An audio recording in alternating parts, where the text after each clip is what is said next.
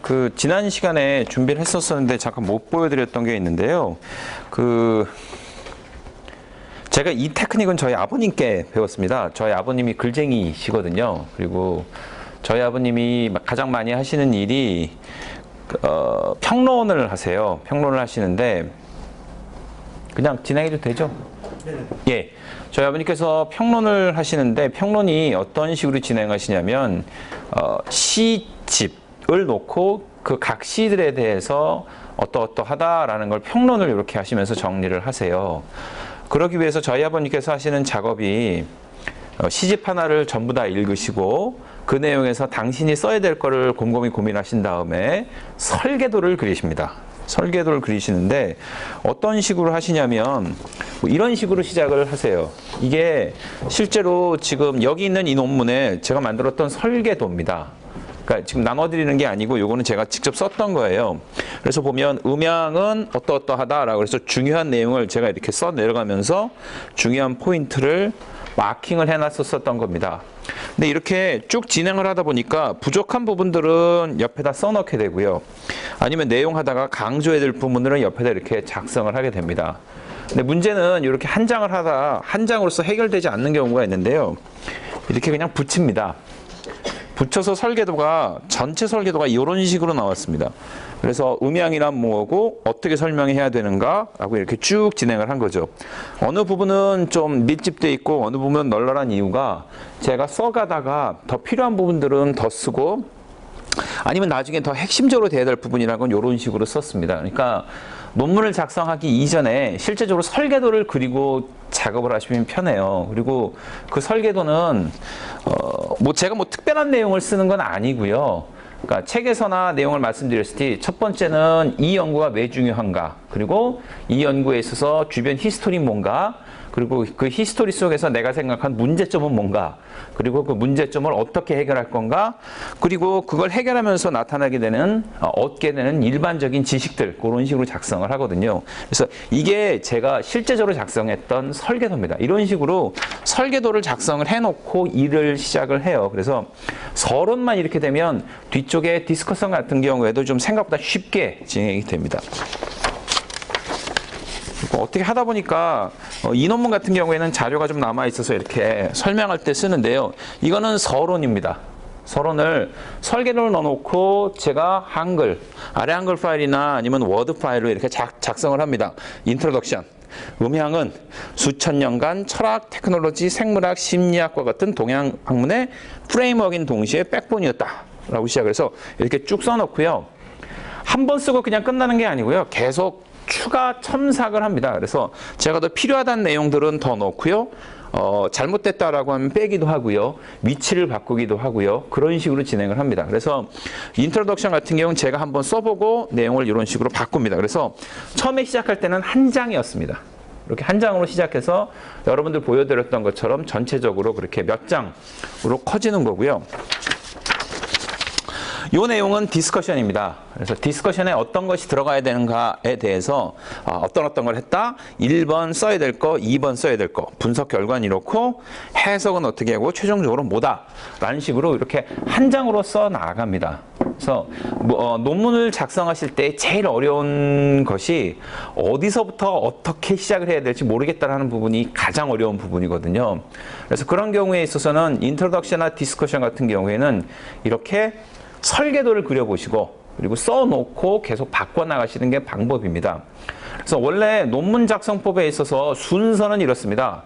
원래 논문 작성 어떻게 하는가라고 하면 내가 제일 잘하는 거, 내가 이미 했던 거에서부터 시작을 한다고 하십니다. 그래서 처음에 시작할 때는 내가 연구한 방법과 결과를 맨 처음에 쓰세요.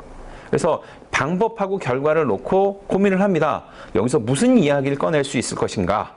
그래서 거기서 어떤 이야기가 꺼내지면 그 다음부터는 이런 식으로 설계도 작성으로 들어가시면 됩니다. 근데 그 스토리를 잡아내는 것이 가장 중요하다고 항상 말씀을 드렸는데요. 제가 입버릇처럼 말씀드리는 게 이제 섹시한 스토리가 나와야 된다라는 얘기를 많이 드립니다. 섹시 스토리가 나와야 가장 좋은 논문이 나오게 되는데요. 이 논문 같은 경우에는 제가 딴 생각이 있기 때문에 섹시 스토리가 좀 나오기 힘들었습니다. 왜냐하면 제가 생각하는 딴 생각이라는 거는 어떻게든 음향이란 걸 가지고 해봐야겠다라고 하는 어떤 다른 욕심이 자꾸 생겼거든요. 결과 자체에서 나오는 자연스럽게 흘러나오는 스토리보다는 이걸 그렇게 몰고 가야겠다라는 그 개인적인 욕심이 있었기 때문에 좀 복잡하게 진행이 됐었습니다. 그리고 지난 시간에 말씀을 좀 못 드렸던 부분이긴 한데요. 이 검사법을 이야기를 하면서 제가 가장 강조하고 싶었던 내용 아니면 앞으로 이야기하고 싶었던 것이 뭐냐에 대해서 저도 고민을 많이 했습니다. 원래 논문을 하나를 작성할 때는 한 편만 하고 끝내는 경우는 거의 없습니다. 왜냐하면 저 같은 경우는 밥벌이가 논문을 쓰고 연구를 하는 거기 때문에, 그리고 한 편, 두 편 쓰고 끝낼 일이 아니기 때문에 앞으로 이 주제와 관련해서 어떤 방향으로 갈 거야 된가 고민을 좀 많이 해야 됩니다. 그래서 그냥 한두 편 쓰고 끝내실 게 아니라면 앞으로 어떻게 응용을 해야 될까를 좀 고민을 하셔야 돼요. 그래서 제가 거의 동시에 작업을 하고 있었던 내용인데요. 이거는 한방소아과학회지의 2월호로 나갔습니다. 초등학생에 있어서 이 검사를 어떻게 사용할 건가에 대한 부분을 되게 많이 고민을 했었습니다. 그래서 제가 생각하는 이 논문의 다음 후속 작업은 이거였습니다. 음향이라는 것을 객관적으로 측정할 수 있다. 그러면 임상에 써야 된다는 게 제 가장 기본적인 생각이었습니다. 많은 분들이 그렇게 말씀하세요. 기초하고 임상 사이가 안 좋다라고 얘기를 하거든요. 그러니까 우스갯소리고 이거는 저한테도 그렇고 임상 교수님한테도 그렇고 똑같이 뼈아픈 얘기이기 때문에 항상 고민하면서 그걸 어떻게 극복할까 노력을 합니다. 임상 교수님들께서 항상 기초 교수들한테 하는 말이 우리 맨날 임상에서 쓰는데 그거 쥐한테 먹여갖고 쥐한테 효과 있다. 내지는 쌤한테 효과가 있다고 맨날 보여봐야 뭐하냐. 실제적으로 임상에 쓸 수 있는 걸 아무것도 안 준다. 그러면 사상 누각이지 기초가 뭐가 필요했냐 이런 말을 되게 많이 하셨어요. 그리고 거꾸로 기초인 입장에서는 임상 교수님들이나 아니면 임상 연구한테 아니 맨날 약 쓰고 있으면서 그 효과를 다시 증명하면 도대체 뭐 했어? 내지는 맨날 효과 있다, 효과 있다, 효과 있다 얘기하는데 기전도 모르고 효과 있다라고 주장하면 어쩔 거야? 이런 식의 얘기를 많이 하십니다.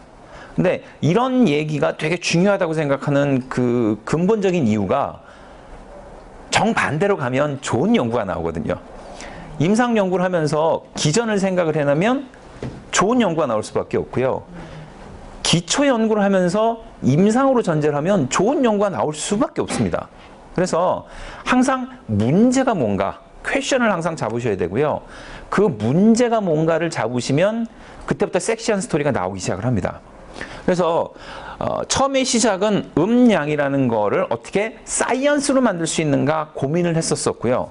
항상 저한테 물으시는 게 그래 음양이 사이언스라고 하면 도대체 뭐가 좋아?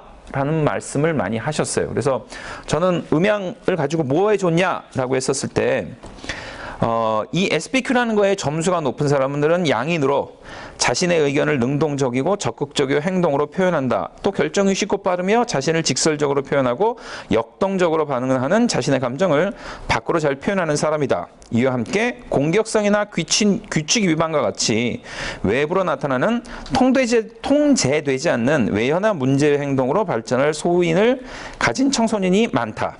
또한 활발한 소화기능을 가지고 있으며 변비로 인해 가슴의 뜨거워짐과 답답함, 양의 발산이 부족하여 발생하는 우렬증, 과도한 활동 및 이로 인한 신체 기능의 과로나 음어증을 동반할 수 있는 기질이다. 라는 식으로 전개를 하는 겁니다. 그러면 기초에서 시작을 했지만 임상을 지향을 하면서 갔기 때문에 활용을 전제로 하는 거죠. 이제 그런 측면이 연구에 있어서는 상당히 중요합니다. 그래서 항상 연구를 시작하실 때는 제가 말씀드리는 건 이거는 몇 년간 작업한 거를 요약을 해드린 거기 때문에 되게 커 보이고 되게 멋있어 보이고 내지는 상당히 뭔가 갖춰졌다라고 느끼실 수도 있는데 그 내용을 제가 한번 고민을 해보고요. 그 가운데서 이제 하나씩 해나가는 겁니다. 지난 시간에도 말씀드렸듯이 연구라는 거는 한꺼번에 다 먹는 게 아니고요. 내가 먹을 수 있는 만큼만 먹습니다. 그래서 제가 학생들한테 자주 하는 얘기는 먹고 죽지 않을 만큼만 깨물어라. 그렇게 얘기를 하거든요. 사과를 깨물 때도 내가 씹을 수 있을 만큼만 해야지 안 그러면 입에 피가 나고 고통스럽습니다. 그래서 내가 집어먹을 수 있는 딱 그만큼만 깨물어야 됩니다. 그래서 그게 한의사들이 제일 범하는 오류 중에 하나입니다. 예를 들면 음양을 연구한다고 했었을 때, 죄송합니다.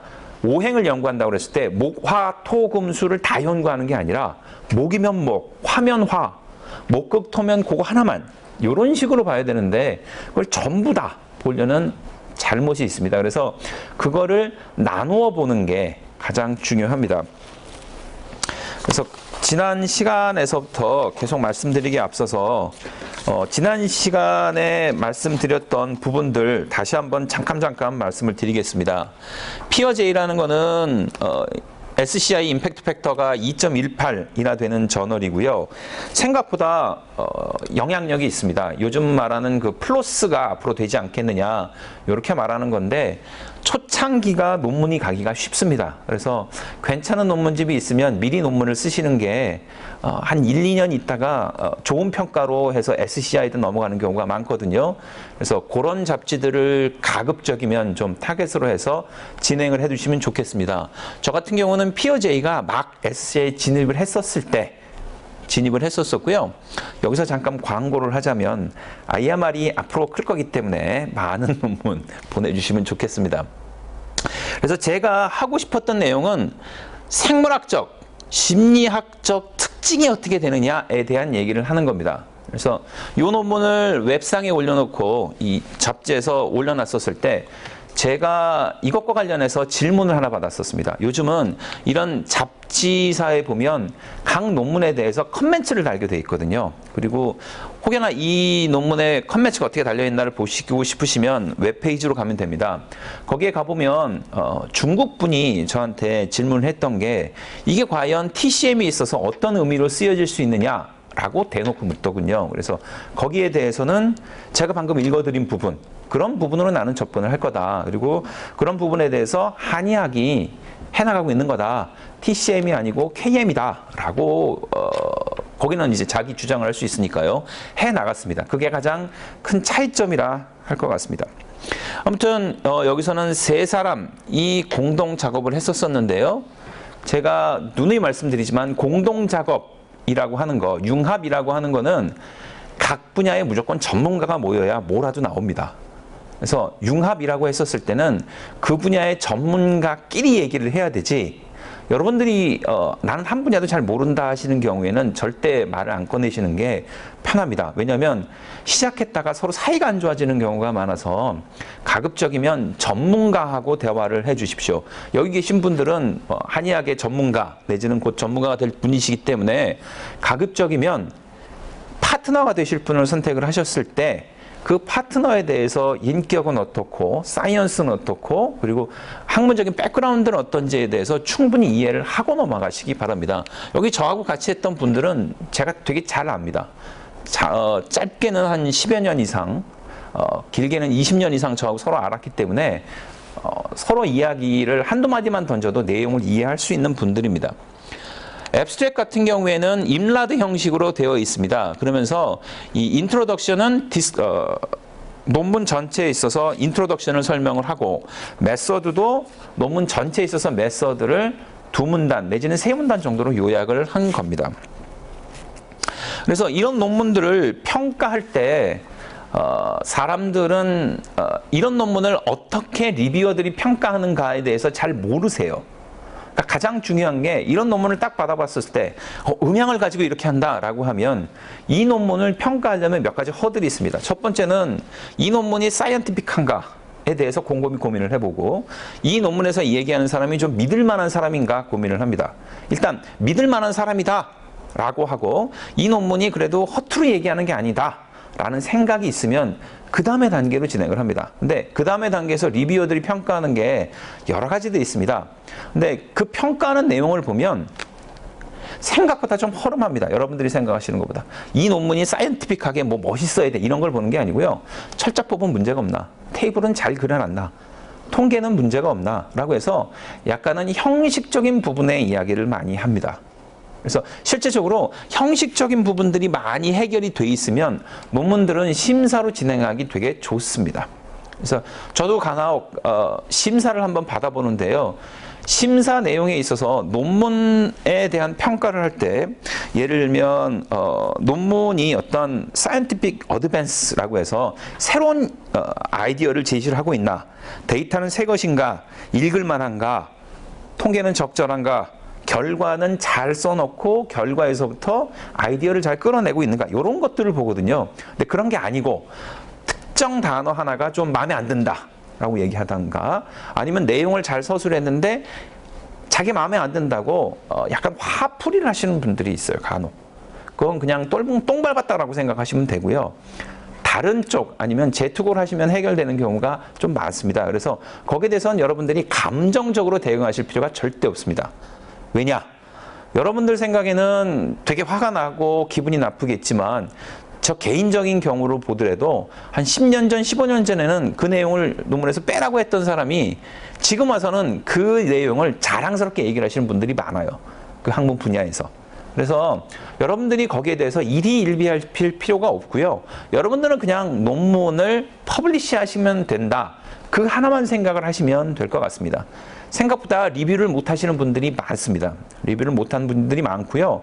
간혹 저 같은 경우에 이제 제일 황당했던 케이스는 제가 논문을 서브미션 했는데 거기에 대해서 리뷰를 통상 하시거든요. 근데 만약에 제가 리뷰어라고 하면요.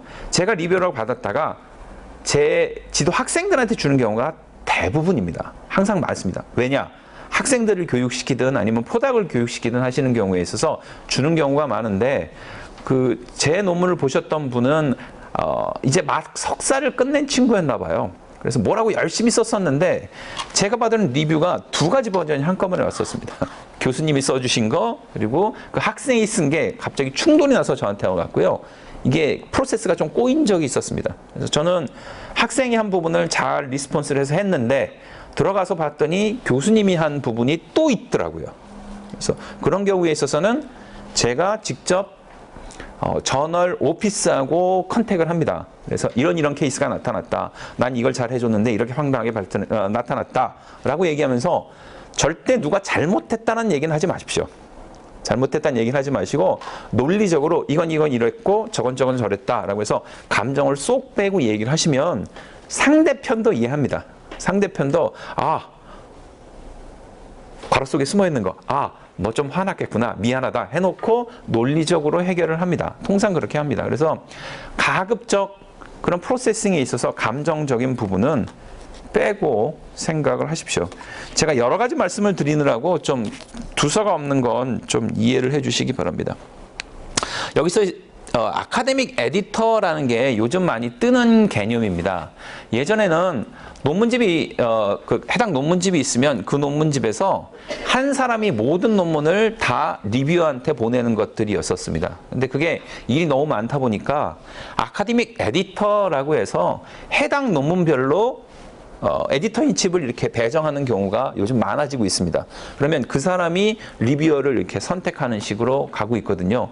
그게 아무래도 부담이 덜하기 때문에 그런 식으로 진행을 하고 있습니다. 다만 이 아카데믹 에디터를 구하는 게 참 힘듭니다. 예를 들어 지금 이 논문 같은 경우에는 TCI라고 하는 것도 알아야 되고요. 한의학적인 개념도 알아야 되고요. 동양적인 개념이나 동양의학도 알아야 되고, 이런 사람들을 찾기가 참 어렵습니다. 그래서 여기에 계신 분들이 이제 논문을 쓴다든가 연구를 하실 때 어려운 점은 통상 그런 딜레마에 빠지기가 쉬워요.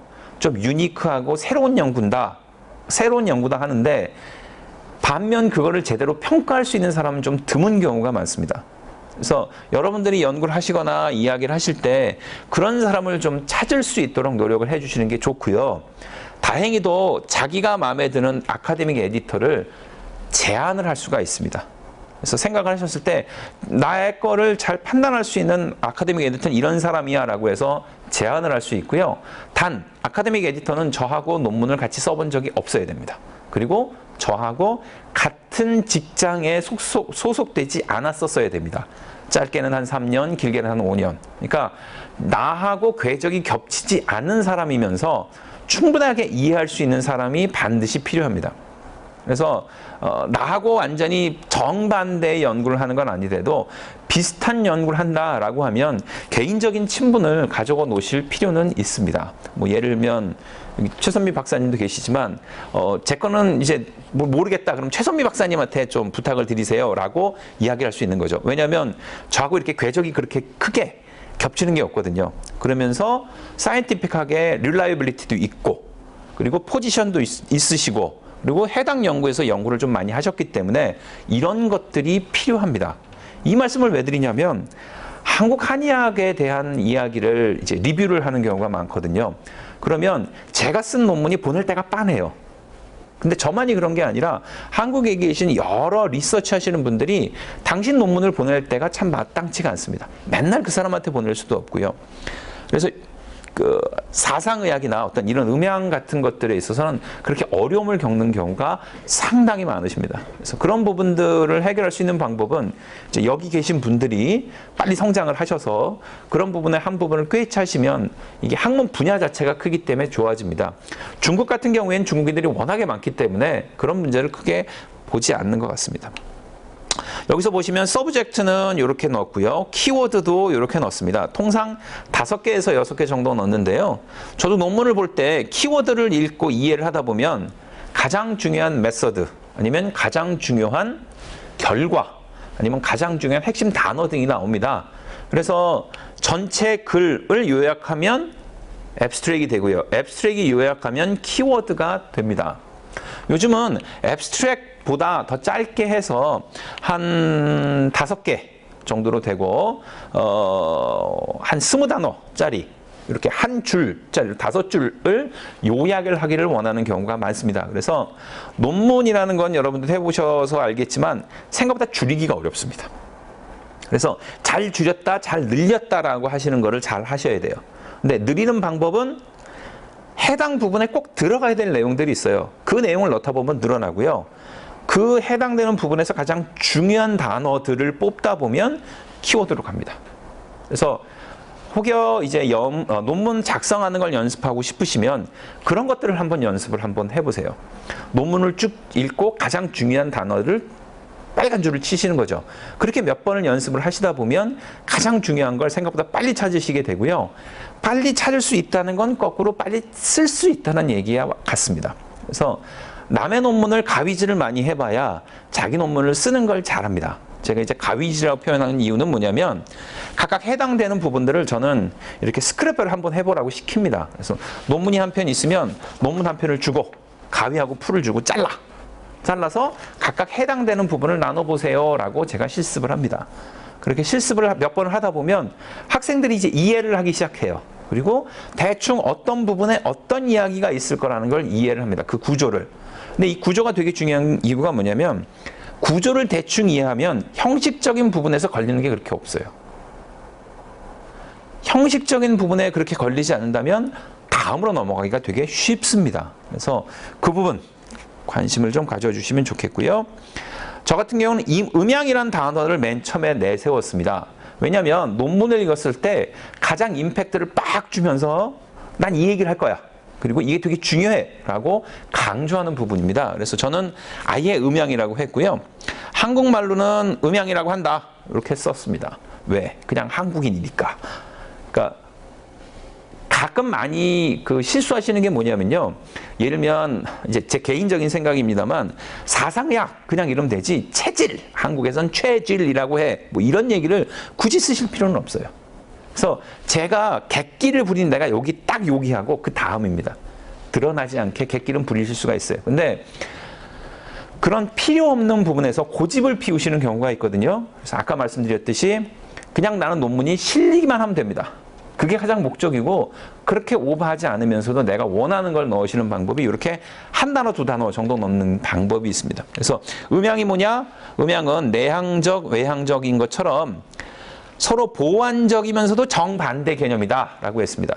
그래서 정반대가 된다라고 해서 두 개를 비교하는 거, 아노바라는 방법을 썼고요. 그러면서도 불구하고 서로 보완적인, 서로 상관관계가 있다고 그러니까 코릴레이션이라는 두 가지 통계 방법을 사용을 했습니다. 그래서 내가 하려고 하는 거에 맞춰서 통계 방법을 좀 찾으셔야 돼요. 근데 코릴레이션이라고 하는 거하고 아노바라고 하는 게 가장 큰 차이점이 뭐냐면 하나는 그룹으로 보는 거고 하나는 연속 변수로 보는 거거든요. 그래서 그 두 가지를 한꺼번에 다 할 수 있도록 통계에 대한 이해가 좀 있으셔야 됩니다. 그래서 여러분이 이제 임상 연구를 하시겠다 그러면 몇 가지 꼭 하셔야 될 게 있습니다. 첫 번째는 내가 하는 테크닉, 내가 하는 검사가 뭔가에 대해서 아주 명확하게 아셔야 됩니다. 내가 어떤 걸 측정했는데 그게 어떤 의미가 있고 그런 측정법은 몇 년 전에 만들어졌고 최근 어떤 연구가 되고 있다라고 해서 방법에 대해서 아주 명확하게 아셔야 되고 첫 번째. 그리고 두 번째는 내가 얻은 결과가 이걸 기초로 해서 뭘 의미하는지를 아주 명확하게 아셔야 됩니다. 그리고 세 번째는 그런 내용이 이 해외에서 돌아다니는 여러 가지 연구에 있어서 어떤 위치에 있는지를 좀 파악을 하셔야 돼요. 예를 들면 제 연구는 어떤 특징이 있냐? 이건 동양적인 얘기를 하는 겁니다. 크로스 컬처럴이에요. 근데 지금껏 크로스 컬처럴 연구, 동양과 서양을 비교하는 연구는 사이언티픽한 연구가 없었습니다. 여기서 보시면 뭐 프로이드나 이런 사람들이 다 얘기했던 게 동양은 불교, 서양은 기독교 뭐 이런 걸로 비교를 했거든요. 아니면 동양인들은 그룹으로 있어서 단체라는 어떤 기본 개념이 있다. 서양인 같으면 개인주의다. 이런 걸 비교를 했거든요. 근데 제가 여기서 내세운 것은 딱 하나입니다. 이거는 생물학적으로 다르다. 라고 얘기를 하는 거죠. 우리가 보는 개념이 있는데 그 개념은 생물학적인 토대가 있는 것이다. 라는 얘기가 가장 차이가 있는 거였습니다. 제가 그걸 강조하는 이유는 여러분들이 쓰실 때 뭐 하나 특이한 게 있어야 됩니다. 그래서 요즘 그 예전보다 좀 논문 쓰기 어려운 게 제가 어제 저녁에 한참을 그러니까 저널 리서치를 했거든요. 저널 리서치 하면서 혹여나 오늘 이 논문 다음으로 할 수 있는 게 뭐가 있을까 고민을 해봤었는데 제가 생각했던 수준은 이거였습니다. 무슨 탕이 사람의 무슨 질병에 미쳐서 좋아졌다 나빠졌다. 이런 걸 한번 찾아보려고 했는데요. 괜찮은 논문집엔 아이씨가 말랐더군요. 그런 것들은 없고요. 이걸 했더니 어느 기전을 건드려서 어떤 효과가 있었다. 라고 하든가 아니면 그런 연구들이 있었었는데 거기서 봤을 때 내가 봤을 때 가장 좋은 진법은 그거더라. 뭐 이런 식으로 해서 한 단계 더 발전한 연구들이 많았습니다. 그러니까 단순히 나는 SCI를 쓰겠다라고 하는 게 아니라 한 분야 연구를 계속 해나가셔야 됩니다. 그래야지만 갈수록 편해지세요. 그러니까 지금 논문을 어떻게 쓸 건가 고민하시면 일단 방법에 대해서 한번 열심히 파보십시오. 아니면 내가 쓰는 테크닉 아니면 내가 쓰는 검사법, 예를 들면 HRV라고 하면 HRV가 도대체 뭐고 어떤 연구가 있고 치매에 있어서 HRV 연구했던 게 최근 연구가 뭐고 그리고 약에 있어서 HRV가 뭐고 이런 식으로 해서 따져보셔야 됩니다. 그래서 생각보다 방법에 대한 부분을 좀 많이 고민을 하셔야 돼요. 저 같은 경우는 여기에서도 쓰여졌던 이 두 가지 방법, 클로닌저의 템퍼러먼트 모델이라는 거 하고 카버라는 사람이 만든 비스바스 모델이라는 거 하는 거에 대해서 저 같은 경우는 본 기억 꽤 많습니다. 여러분 카버의 비스바스 모델 같은 경우에는 사상 체질별로 차이가 있나에 대해서 선행 연구를 논문을 썼던 경험이 있습니다. 아예. 그리고요 국내에서 요거 만드신 거에 대해서 설문지를 보고 번역을 저는 좀 다시 했습니다. 토시를. 그 정도는 좀 되셔야 돼요. 클로닌저의 템퍼러먼트 모델이라고 하면 저는 클로닌저 박사님 랩에 가서 1년 동안 연구년이 있었습니다. 그러니까 해당 도구에 대해서 너무나 잘 알기 때문에 무슨 얘기든 할 수 있는 게 되게 중요해요. 그래서 그런 얘기를 지난 시간에 들었습니다. 나는 MRI 연구를 했었을 때 불안감이나 불편감에 대해서 하고 싶다는 말씀을 저한테 지난 시간에 물으셨거든요. 그래서 불편감이라고 하는 거를 정확하게 측정할 수 있는 분, 잘 아는 분하고 코어를 해라 말씀을 드렸어요. 그 이유는 왜냐? 그 도구에 대해서, 그걸 측정하는 도구, 그리고 측정한 결과를 명확하게 이해하고 쓰실 분이 필요해요. 그걸 어떻게 검사해요? 스테이 같은 거 한번 써보세요. 라고 하는 게 아니라, 스테이 검사하면요, 그것도 버전이 있고요. 히스토리도 있고요. 거기서 어떤 문항이 어떤 의미가 있다는 게 다르기도 하고요. 그거하고 다른 생물학적인 거하고 비교했던 연구도 있고요. 되게 많습니다. 그래서 단순히 검사법 하나만 얻는다고 해서 모든 연구가 절대 안 됩니다. 나중에 누가 결국 그걸 써야 되거든요. 그 부분을. 근데 그 부분이 해결이 안 돼요. 단순히 한번 받기만 하면. 그게 또 웃긴 게 한번 받고 하다 보니까 안 돼. 그러면 이렇게 진행했는데 좀 해석을 도와주세요. 그럼 그분이 되게 싫어하십니다. 왜? 처음부터 묻지.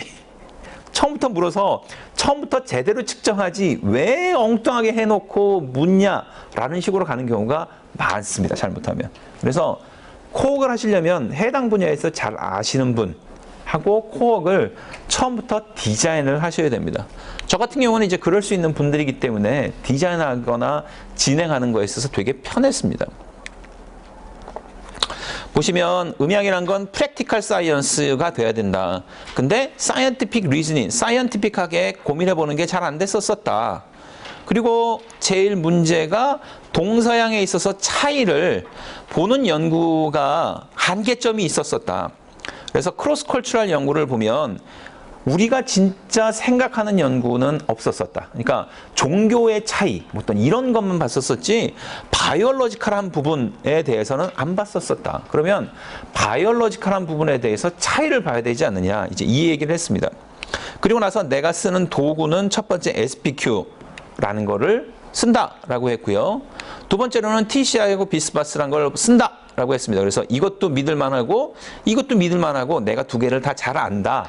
라고 기술을 했습니다. 그래서 도구라는 건 기본적으로 이론을 전제합니다.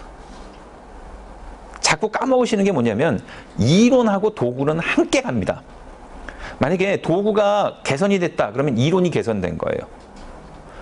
예를 들면 한의학에 있어서 오행이라고 만약에 한다면 오행을 재는 도구를 만들었다라고 얘기하면 오행에 대한 이론이 발전한 겁니다. 그럼 예전에 쓰던 도구를 버리고 새 걸 써야 돼. 그러면 예전에는 잘못됐으니까 뭔가 이론이 더 나와서 그 이론을 가지고 만들었다라고 얘기가 되는 겁니다. 만약에 변증 도구를 만드신다라고 얘기하면 예전에 변증 도구를 만들었으면 문제가 있어. 어떤 문제가 있어. 그래서 그 문제를 보완해서 새 도구를 만들었다. 이런 식으로 가셔야 됩니다. 그래서 잘 까먹는 게 도구의 중요성에 대해서 잘 모르시는 경우가 많습니다. 그래서 다음 페이지에 있는 이 테이블 같은 경우에는 그쪽의 요구가 와서 제가 넣은 겁니다. 제가 처음부터 넣은 게 아니고요. 그래서 내용이 조금 다를 수 있는데요. 여기 한글을 넣은 건 제 욕심이었습니다. 그냥 한글 넣고 싶어서 넣은 겁니다. 그러니까 이런 정도는 여러분들이 넣으실 수 있지만 절대로 새로운 개념, 어려운 개념은 넣지 마십시오. 여기 보면 뭐 TCI, 네오PI, 파나스, 스테이 같은 어려운 단어들이 있습니다. 이거는 이 분야에 계신 분들은 웬만큼 아시는 단어예요. 그래서 여러분들이 가시는 분야, 내지는 여러분들이 하시는 분야에 있어서 좀 더 커뮤니케이션 잘 하기 위해서는 그 분야에서 쓰는 단어들을 좀 익숙하게 보셔야 됩니다. 그래서 선행 연구는 어떤 게 있었다. 그래서 그거를 심증으로 잡고 간접 증거, 직접 증거를 통해서 결론으로 나간다. 라고 보는 겁니다. 그래서 과거 연구에 보면 히스토리를 볼 때 히포크라테스가 어떤 기질이라는 거에 대해서 연구를 했고 그 다음에 이게 그레이라는 사람에 대한 연구 그리고 그레이가 진행해서 비스바스나 NSHA 같은 도구로 진행을 했다라고 얘기를 하는 겁니다. 그래서 이 연구에 있어서는 뭘 할지에 대해서는 인트로덕션 맨 끝부분에 간략히 얘기를 합니다. 이게 논문의 통상적인 구조예요. 그래서 처음에 논문을 작성하시는 분들은 이 구조를 한번 나누어 보는 연습을 하셔야 됩니다. 그리고 논문을 한 편 내지 두 편 정도 써봤다라고 하시는 분들이 좀 더 업그레이드를 하시려면 그거를 놓고 여기서 이런 얘기를 더 해야 되는데 못했다. 내지는 이런 여기는 좀 오버해서 하는 것 같다라는 부분을 한번 고쳐보십시오. 그렇게 하시면 생각보다 테크닉이 잘 늘어납니다. 그리고 그런 부분들을 부드럽게 써내려가는 연습이 그 다음에 진행돼야 되는데요. 논문 평가하다가, 논문 리뷰하다가 제일 이제 당황스러운 부분이 뭐냐면 앞쪽에 썼던 단어가 뒤쪽 썼던 단어가 묘하게 틀린 경우가 있어요. 똑같은 개념인데 서로 다른 단어를 이렇게 쓰시는 경우도 있고요. 똑같은 단어가 느낌이 계속 바뀌어갑니다. 이거 아주 안 좋은 케이스예요.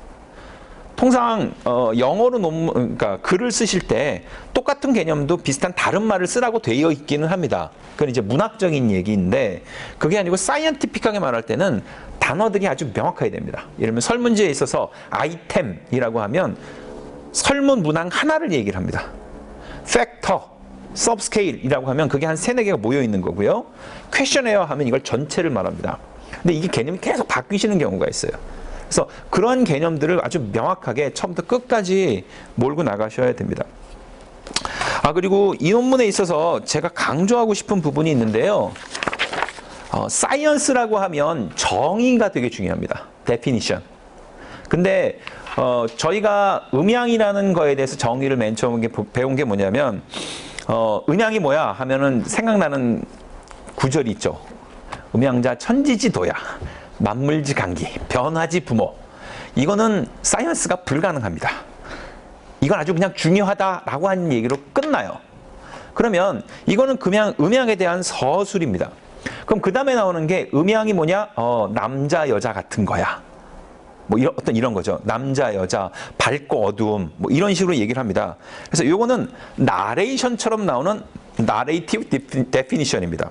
그래서 나레이션을 이렇게 설명을 하거든요. 그 다음에는 이거를 기술을 합니다. 서로 상반된 역할을 하는 거면서 서로 보완 작용이 있고 항상 동전의 양면처럼 붙어 다녀. 그래서 하나를 빼고 다른 것을 생각할 수가 없어. 이렇게 말하는 건 descriptive definition이 됩니다. 그러면 descriptive definition에서 그 다음에 나가는 거는 실험을 할 수 있는 operational definition으로 가야 됩니다. 그래서 한의학 개념에 있어서 연구에서 제일 맹점이 되는 게 뭐냐면 operational definition으로 가는 부분이 빠져 있는 경우가 많습니다. 그래서 통상 이게 딱 맞는 얘기는 아닙니다만 operational definition을 넘어가기 이전 부분들은 통상 원전이라고 하시는 데서 많이 얘기를 하세요. 오퍼레이셔널 데피니션을 넘어가지 못하시는 분들이 통상 이제 그 전 부분입니다. 학문적인 분야로 보시면 오퍼레이션 데피니션은 일단 뭔지 모르지만 그 다음에 나온 그걸로 만든 도구만 보시는 게 통상 임상이나 이런 데서 아니면 쥐 갖고 실험하시는 데서 보시면 오퍼레이셔널 데피니션은 개념이 뭔지 모르지만 그걸로 만들어진 그 뒤쪽만 보시는 경우가 많습니다. 이게 제가 분야를 뭐 어떻게 폄하하거나 이런 개념이 아니고요. 오퍼레이션이나 데피니션이 딱 그렇게 중간 부분에 있습니다. 그래서 한의사로서 뭐 어떤 한 주제를 가지고 한다면 나레이션에서부터 시작해서 디스크립티브로 넘어가고 그게 오퍼레이셔널 데피니션을 해서 도구로 넘어가는 부분이 해결이 돼야 됩니다. 그래서 저 같은 경우는 이 연구에서 제일 핵심적인 부분이 그 부분이었고요. 학생들한테도 항상 강조를 합니다. 너희들 들어오면 한의학은 뭔가 이상하게 이렇게 쭉 나열돼 있고 뭔가 모호하게 설명했는데 잘 모르겠지? 우리는 아직 나레이션으로 하는 설명하는 거, 묘사하는 거, 디스크립티브가 대부분이야. 너희들은 아마 졸업하는 데에서는 별로 이 오퍼레이셔널 데피니션을 볼 리가 없을 거야. 그리고 그로 만들어진 도구들은 통상적으로 양방에 있기 때문에 양방하고 한방하고 좀 다르다라고 느낄 거야 라는 얘기를 간혹 합니다. 그래서 여러분들이 논문이나 어떤 개념들을 보실 때는 오퍼레이셔널 데피니션이라는 걸 좀 꼭 생각을 하셔야 됩니다. 그래서 여기에 있어서도 아까 맨 처음에 보여드렸던 이 부분 있죠.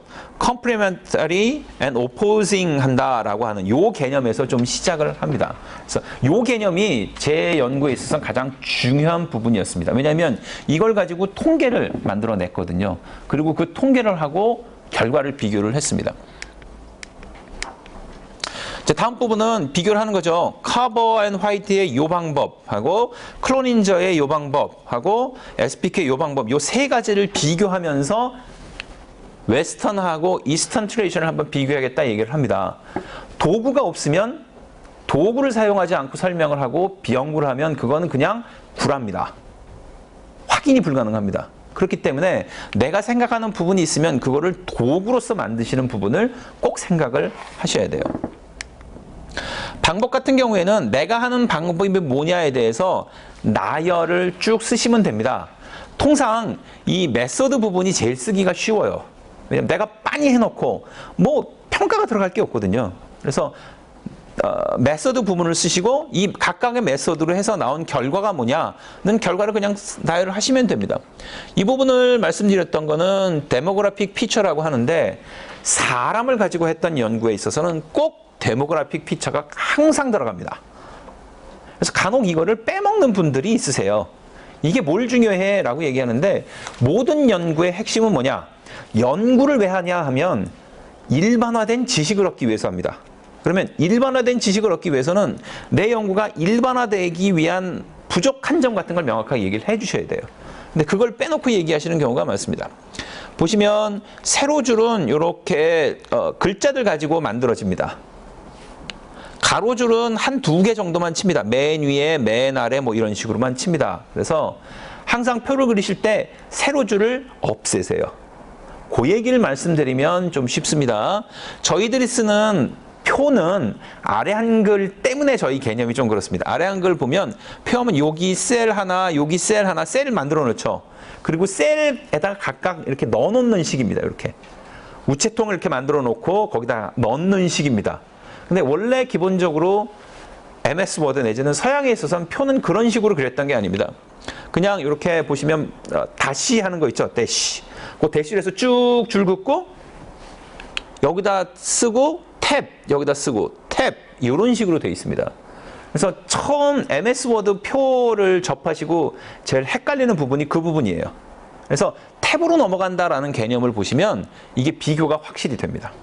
그래서 워드하고 아래 한글하고 차이가 있습니다. 그래서 메일, 피메일, 에이지, 에듀케이션인데 그 다음에 에듀케이션에 있어서 세부 항목 같으면 몇 줄을 들어가서 이렇게 이런 식으로 나타나는 게 방법입니다. 그래서 표하고 그림 같은 경우에는 그 사람이 얼마만큼 지식이 있고 능력이 있느냐를 좀 반영하는 경우가 많아요.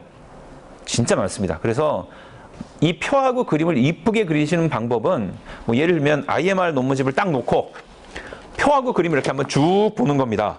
누구게 제일 이뻐? 아, 이 사람은 왜 이렇게 색깔만 많아? 도리어 눈이 어지러워. 이 사람은 대충 그린 것 같은데 뭔가 뽀대가 나 보여. 그런 경우가 있거든요. 그리고 여러분들이 만약에 아주 하이테크를 보고 싶으시다. 사이언스 네이처 같은 경우에는 도서관에서 많이 구독을 합니다. 그러면 거기에 있는 표나 그림만 한번 보세요. 맨날. 어떻게 그렸나. 그러면 그 그림하고 표를 그리는 방법들에 대해서 좀 개념을 많이 얻으실 거예요. 그래서 그거를 가급적 카피해 나가시는 걸 연습을 하면 금방금방 배우실 겁니다. 그래서 통계 방법에 대해서 잠깐 말씀드리면 통계는 포함되어야 될 게 왜 그 통계를 했고 어떤 통계를 썼는데 그 통계에 어떤 변수를 사용해서 어떤 식으로 돌리고 결과가 어떻게 나오고 그걸 어떻게 표시했나 요게 내용이 들어가야 됩니다. 내가 아노바를 썼다가 아니고 내가 둘 사이의 비교를 어떤 값과 A라는 값과 B라는 값의 비교를 위해서 아노바를 썼고 포스트혹이라고 하는 거는 이렇게 여기서 봄페로니를 썼나? 예, 봄페로니를 썼습니다. 봄페로니 같은 방법을 어떤 식으로 돌리고 그리고 나는데 거기에 있어서 어떤 식으로 하면 after controlling for sex 했는데 성별이라는 걸 감안을 해야 되니까 이거를 코베리에스로 넣은 겁니다. 이런 식으로 내가 어떻게 했다를 구체적으로 쓰셔야 됩니다. 그래서 저 같은 경우는 스태티스틱 파트만 한번 딱 보면 이 사람이 통계를 아는지 모르는지 누구한테 시키고 모르는지 이 부분이 웬만큼 드러납니다. 그래서 표만 봐도 내용이 드러나지만 이 통계 부분만 잘 봐도 대충 어떻게 돌렸구나라는 게 감이 옵니다. 예를 들면 아노바, 세 그룹 간의 차이를 받겠군. 코릴레이션, 연속 변수로 되어 있는 변수가 두 개 있고 두 개 사이의 관계를 받겠군. 그러면 리그레션을 볼 수도 있겠는데 리그레션은 안 받군. 뭐 리니어 로지스틱 리그레션을 갖다. 뭐 그러면 리니어리니까 뭔가 끊어지는 A그룹과 B그룹, 그룹으로 되어 있는 부분이 있겠군. 뭐 이런 식으로 해서 통계를 대략 보면 쓰는 내용이 항상 나옵니다. 그래서 예를 들면 체질 연구를 한다. T-테스트는 별로 쓸 일이 없어요. 왜? 당연하죠. 뭐 모르시는군요. T-테스트 같은 경우는 두 그룹을 비교하는 거거든요. 체질은 통상적으로 세 그룹, 네 그룹을 비교하거든요. 그러니까 별로 쓸 일이 없겠죠. 그러니까 그런 것처럼 많이 쓰는 방법이 대개 쓰는 주제에 따라서 웬만큼 정해져 있습니다. 그래서 어떤 논문, 내가 어떤 통계를 쓸지 잘 모르겠다라고 생각하시면 해당되는 분야의 논문들을 한 50편 이렇게 딱 모아놓고 무슨 통계를 썼나 한번 쭉 보세요. 그럼 대충 비슷한 내용이 나옵니다. 그럼 그 통계들에 대해서 한번 공부를 해놓고 그 논문을 쳐다보면 이해가 좀 빨라요. 그래서 통계적인 부분을 미리미리 보셨으면 좋겠습니다. 그래서 여기서도 보면 SPQ라는 항목에 있어서 하위 척도니까 이렇게 있고요. HANSRDPS라고 하는 거는 이게 또 한 묶음이니까 여기 색깔이 바뀝니다. 그리고 비스바스라고 있는데 바스에서 세부 항목이기 때문에 이렇게 잡았습니다. 그래서 한국식으로 하시는 게 아니라 영어식으로 표현한다면 이런 식으로 표현을 하셔야 됩니다. 그리고 국내 한글 논문들도 편집이 좀 잘 된 데는 이런 식으로 돼요. 왜냐? 영어로 쓴다라고 해서 알파벳이 쓰여졌다는 게 아니라 영어식 사고방식을 좀 쓰셔야 됩니다. 그래서 국내에서 문제가 있는 거는 단순히 알파벳만 활용하는 경우가 있는데요. 그게 아니고 영어식 사고를 반영을 하셔야 됩니다. 그래서 보시면 왼쪽 줄맞춤으로 되어 있습니다. 그리고 여기 보면 2.88, 33.64 이런 식으로 되어 있죠. 그래서 숫자가 대충 비슷하고요. 플러스 마이너스가 간혹 왔다 갔다 하기는 합니다만 대충 줄이 맞춰져 있습니다. 그리고 결과는 이런 식으로 표현을 하시면 되고요. 여기서 보면 이게 세 가지가 있는데요. 하이는 미드보다 크다, 미들은 로우보다 크다, 하이는 로우보다 크다라는 세 가지 결과를 한꺼번에 묶은 겁니다. 그래서 결과를 제시하실 때는 내가 고생했어 라고를 보여주시는 게 아니고요. 내가 한 게 뭐야를 보여주시는 게 아니고요. 이 결과는 뭐라고 요약할 수 있어 라고 해서 이렇게 떠먹여 주셔야 됩니다. 애한테 떠먹여 주셔야 되지, 나는 무슨 일을 했어, 나 자랑스럽지 가 아니고요. 어이구 이거 먹으면 돼, 요거 딸랑한 숟가락이면 돼, 요런 식으로 주셔야 됩니다.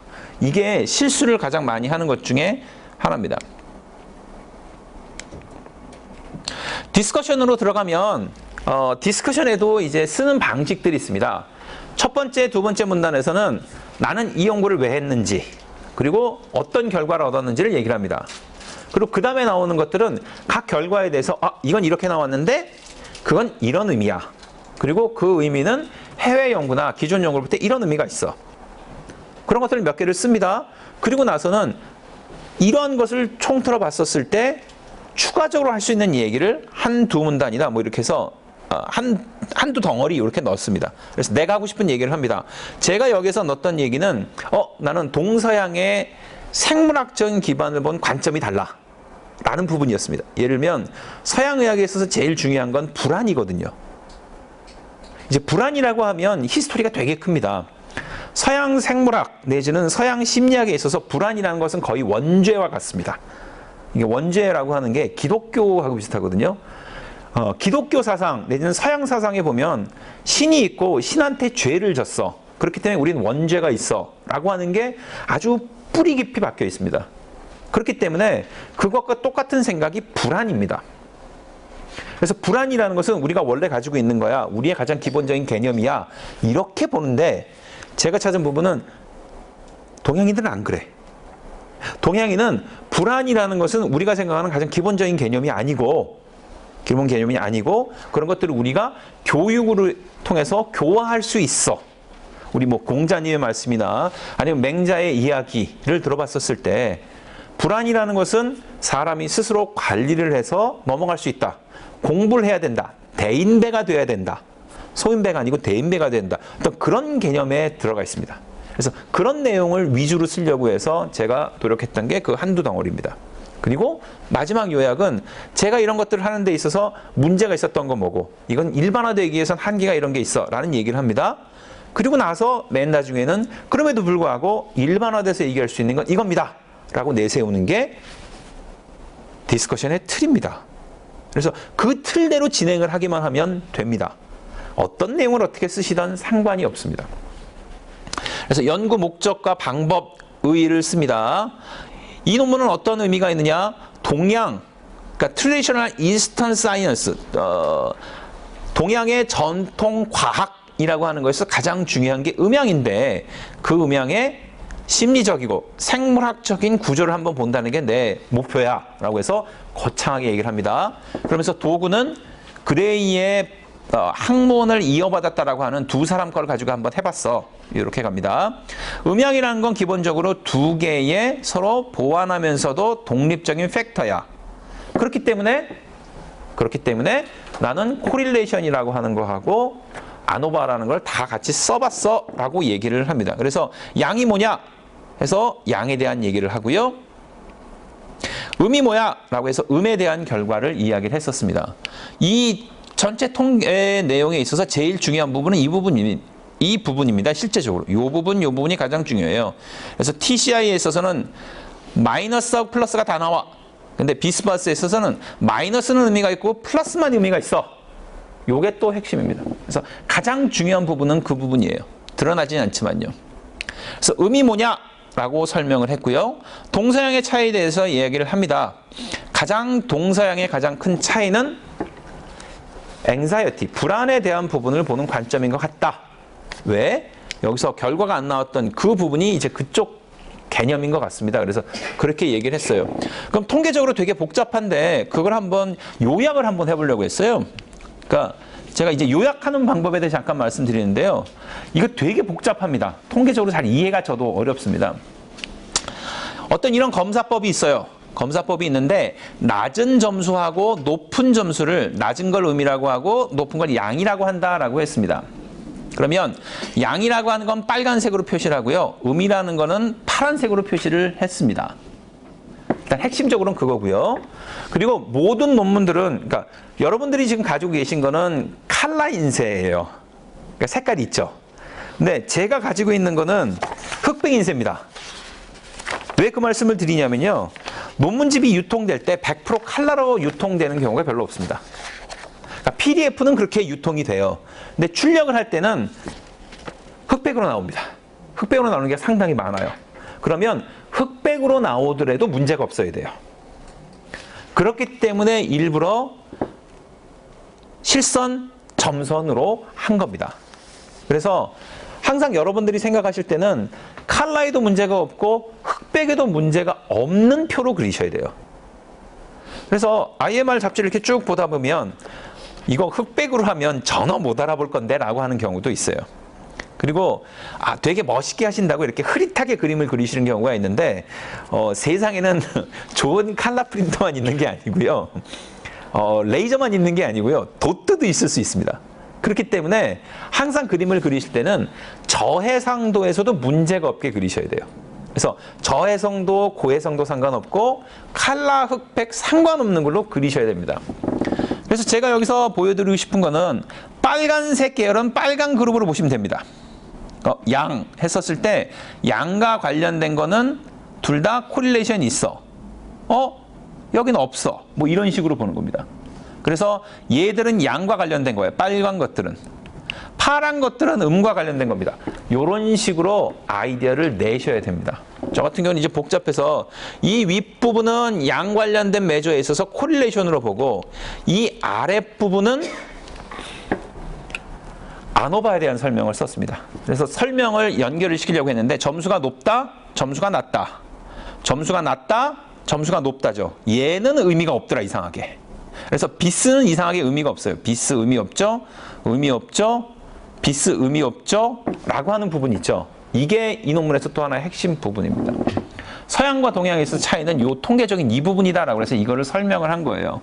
근데 저도 이 부분에 대한 설명을 이 논문에서 잡았지 이거보다 한 2년 전에 썼던 논문에 있어서는 의미를 못 잡았습니다. 차이가 있네? 왜 차이가 있지?를 고민을 했습니다. 그러다가 이제 정리를 해서 이런 식으로 얘기를 한 거예요. 그래서 어떻게 보면요.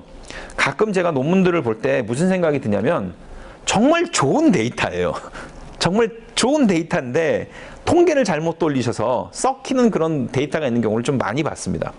그래서 데이터 같으면 예를 들면 1000명이 넘는다. 일단 양으로 웬만큼 먹고 들어갑니다. 한 500명이다. 일단 양이 돼. 아니면 소아를 가지고 연구를 했다. 그러니까 소아과가 참 좋은 게 소아에 대해서 치료 효과를 봤다라고 하면 소아과는 데이터가 얻기가 어렵기 때문에 그 IRB에 있어서도 소아과 데이터는 얻기가 어렵거든요. 그래서 그러한 것들에 대해서 데이터로 먹고 가는 측면이 좀 있습니다. 그런 것들도 있고요. 데이터를 봤었을 때 데이터가 잘 측정된 값, 예를 들면 헐츠 레이시 뭐 70이었다, 60이었다, 50이었다 이렇게 하는 것보다 똑같은 헐츠 레이트를 재놓는데 그 내용을 좀 다르게 하면 헐츠 레이트 베리어빌리티로 나올 수 있어요. 근데 그거를 다 버리고 아깝게 헐트레이트이 바뀌었다라고만 보면 되게 아까운 데이터가 됩니다. 그러니까 도구를 잘 이해를 하셔야 돼요. 그래서 헐트레이트보다는 헐트레이트에 나오는 베리어빌리티, HRV가 더 좋은 데이터거든요. 근데 그걸 있는데 좋은 내용 다 버리고 헐트레이트만 딱 보면 이게 너무 아까운 거죠.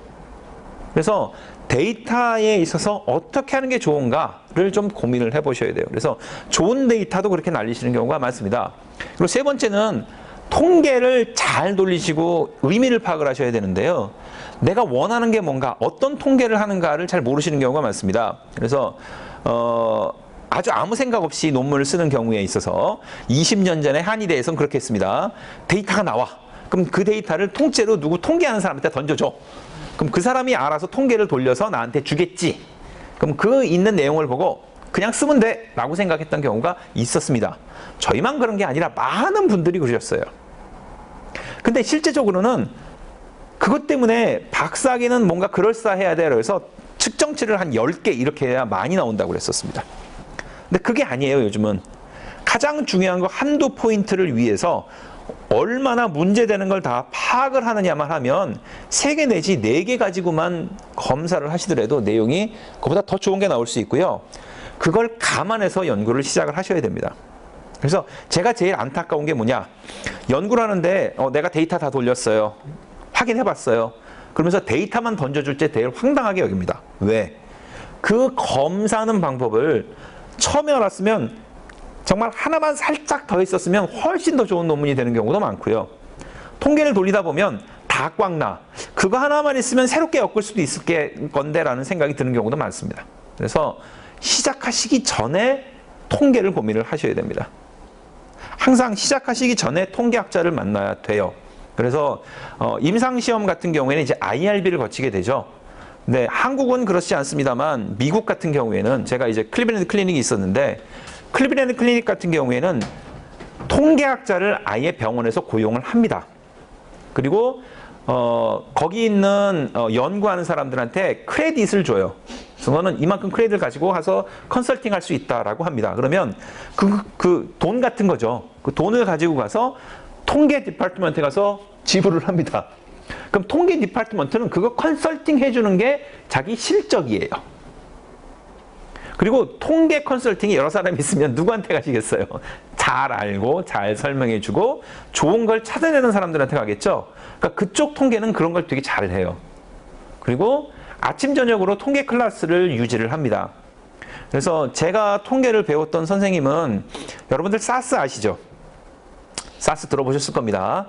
사스에서 샘플 사이즈 계산하는 부분을 쓰신 분한테 제가 교육을 받았어요. 운이 되게 좋았었습니다. 그분이 클리블랜드 클리닉으로 오셨는데 그분이 쓰셨던 논문 중에 제일 웃겼던 게 뭐냐면 되게 재밌었어요. 의사들한테 통계를 가르치는 방법이라고 쓰신 거예요. 내용을 보면 첫 번째, 아침 일찍 해야 된다. 회진 가기 전에. 저녁에 가면 얘네들 못 본다. 아침 일찍 보여야 고정적으로 올 수 있다. 두 번째, 얘들 배고프다. 커피하고 도넛 주면 온다. 그래서 커피하고 도넛을 줘야 된다. 이런 얘기를 써놓으셨어요. 그래서 아주 실제적인 얘기를 했었는데 그걸 보고 이 사람들은 연구하는 급이 다르구나 생각을 했습니다. 그리고 그것 말고 또 다른 분이 있었는데 그분은 아예 소속돼서 논문을 고쳐주는 것만 하세요.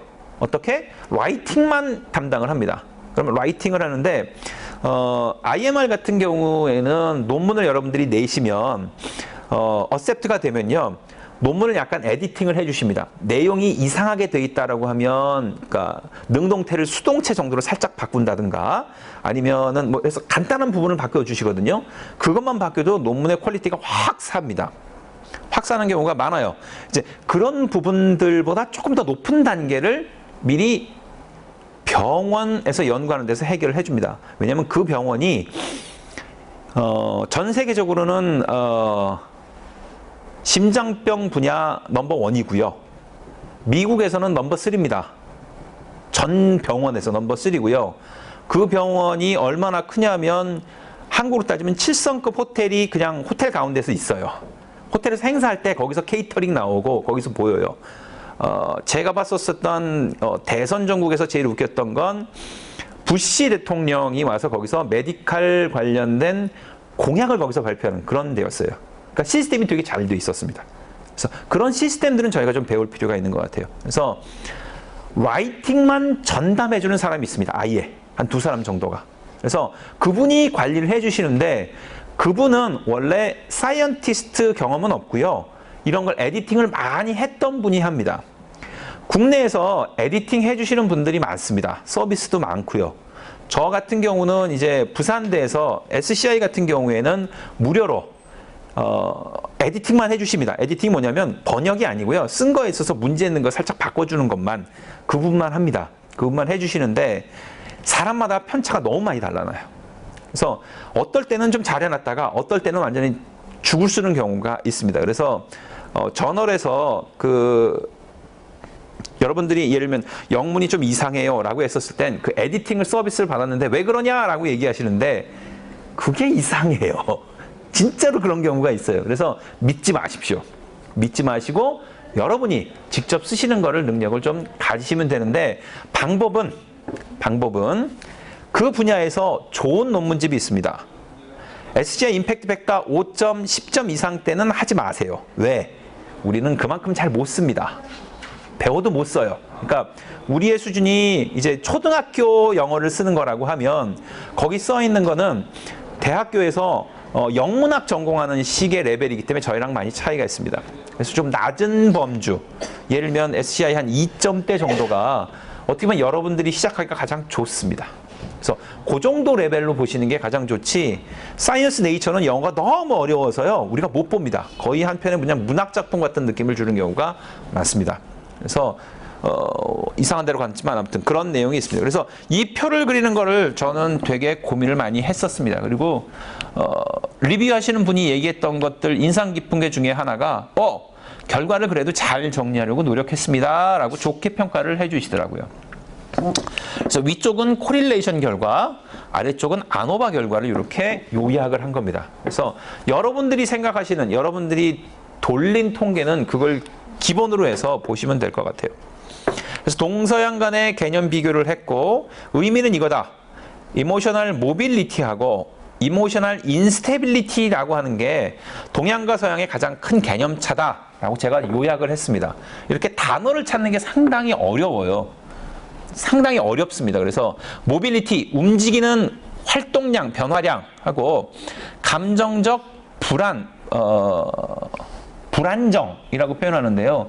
그런 단어들을 좀 찾으려고 하셔야 됩니다. 그래서 저 같은 경우는 이제 이런 단어를 찾는 거에 노력을 하다 보니까 제 분야를 찾는 게 좀 쉬워요.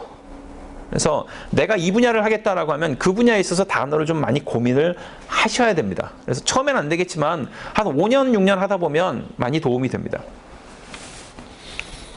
그래서 음양의 조작적 정의가 뭐냐라고 하는 부분이 이제 핵심이 되겠습니다.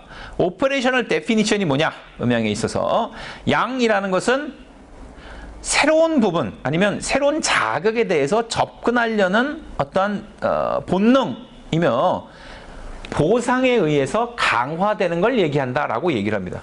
그러니까 지금 여기 써 있는 식을 보면 이거는 무슨 프로이드가 아니고요.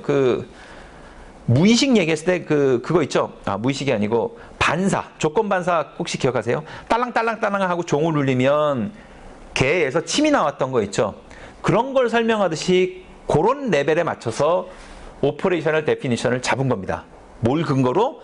위에서 그 통계를 돌려본 도구를 기본으로 그러한 오퍼레이셔널 데피니션을 잡았습니다. 의미란 반대 방향으로 도망가려는 건데 액티브한 쉬프트예요. 도망을 가긴 가는데 능동적으로 도망을 가는 거예요. 수동적으로 도망가는 게 아니고. 그래서 이것도 되게 고민해서 넣은 단어입니다. 근데 뭐냐? 이모셔널 인스테빌리티가 없는, 불안이나 위험을 느낀 상태에서 가는 게 아니고 아무튼 반대 방향으로 가는 걸 얘기한다라고 얘기를 했는데요. 그게 가장 핵심적인 부분이었습니다. 그래서 음양 개념의 동서 비교는 되게 중요하다라고 얘기를 하면서 여기 있는 요 책은 황제내경이고요. 요건 동의수세본입니다. 그래서 요것들을 어디랑 비교하냐라고 하면 프로이드가 내세웠던 이론이 있습니다. pleasure and pain이라고 하는데 pleasure는 좋아하는 거고요. pain은 통증이니까 싫어하는 거죠. 그래서 요 개념하고도 좀 비슷할 수 있다라고 해서 비교를 했었습니다. 다만 이 연구에도 문제점은 있겠죠. 한계는 있겠죠. 그래서 그 한계에 대해서 설명을 하고 요약을 했습니다. 근데 그러면서도 이제 제가 살짝 집어넣은 건 뭐냐면요. 양 개념은 도파민 계열하고 관계가 있을 것이다. 계열은 세로토닌 계열하고 관계가 있을 것이다 라고 살짝 넣었습니다. 왜? 위쪽에 이론이 그런 이론들이거든요. 그래서 그 내용하고 넣었는데 그거는 뭐 여러분들이 실험을 한번 해보고 싶으시면 해보셔도 되고요. 뉴로사이언스로 봤었을 때는 이 부분이 관계가 있지 않을까 싶습니다. 그래서 여기다 하나 넣어놓고 저는 이제 앞으로 이걸 어떻게 할 수 있는가 고민을 하는 거죠. 그래서 논문들을 보실 때 논문에서 내가 앞으로 어떤 연구를 해야 되지라고 하면 그 부분을 한번 보십시오. 대충 요 부분. 요 부분들을 보시다 보면 그 동네에서 제일 관건이거나 아니면 앞으로 해결돼야 될 과제들이 가끔 많이 나옵니다. 그래서 그런 부분들을 보시면 논문 주제를 잡는데 되게 도움이 되실 겁니다. 그리고 맨 마지막에 이제 요약을 하면 끝냅니다. 그리고 펀딩은 어땠고, 컴피팅 인터레스트는 어땠고 해서 기본적으로 넣는 겁니다. 그래서 요거는 알고 계셔야 되는 부분이고요. 요즘은 오서가 어떤 일을 했느냐도 묻습니다. 그래서 프로페서 리는 실험을 하고 뭐 이런 걸 했다.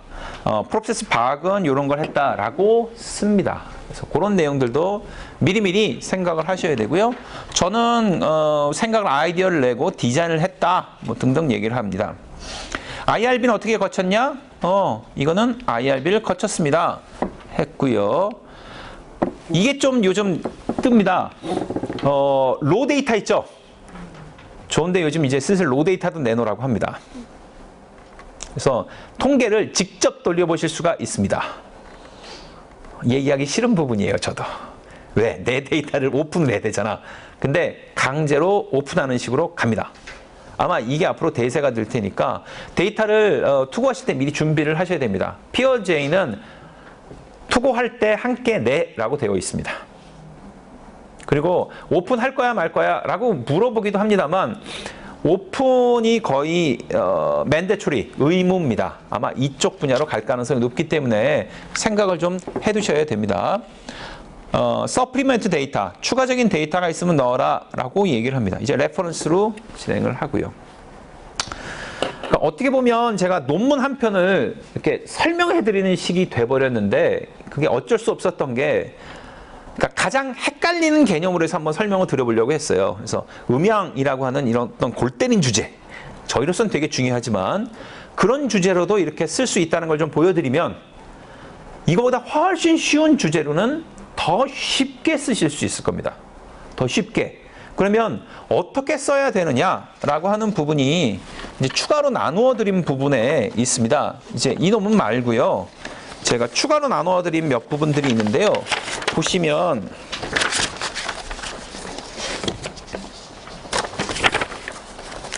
처음에는 콘솔트가 있습니다. 보셨는지요? 네. 3개가 됩니다. 3개가 되는데요. 제가 원래 드린 거는 어디 갔지? 예. 그 콘솔트 부분입니다. 콘솔트 부분. 콘솔트 부분은 어디에 있는 거냐면